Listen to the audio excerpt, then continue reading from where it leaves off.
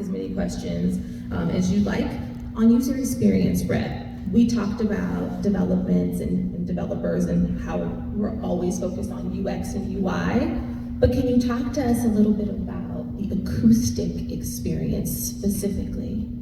By the way, this question originated from a conversation we had preparing for this panel, and we learned very quickly that they are very audio focused and I am very visually focused.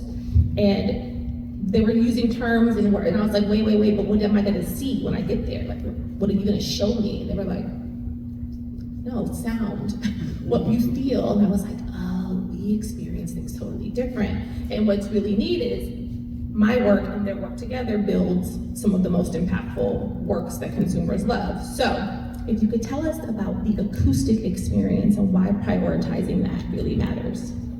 Sure. So yeah, I think when we were talking about this, basically this concept of spatial audio, it's a term that gets thrown around a lot. It's very overloaded. It means different things to different people.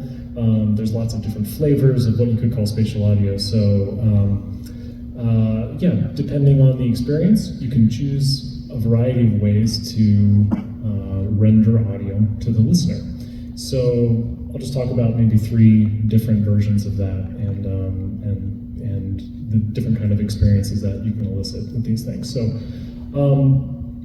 first kind of way to render audio to a user is what we would call headlocked or 0 degrees of freedom. So this is something that people are maybe familiar with when you're wearing headphones. So I'm listening to music.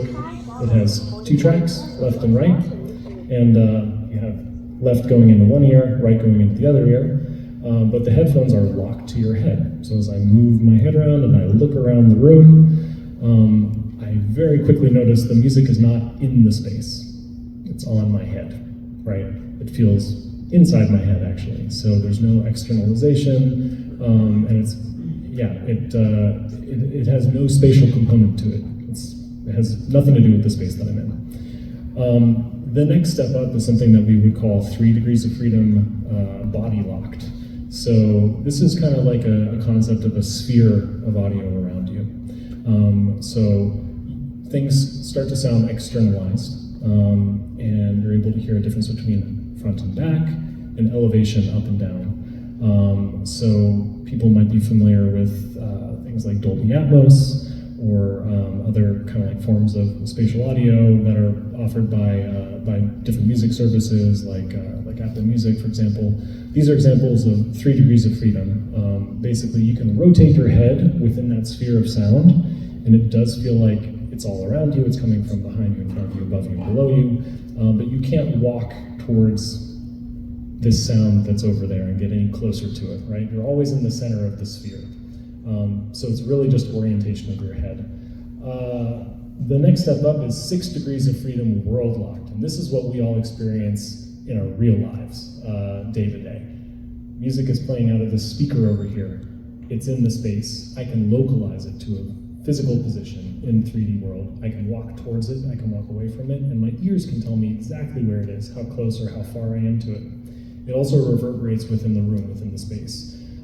So that, in terms of a VR application, if you want to mimic reality, that's really what we mean by spatial audio.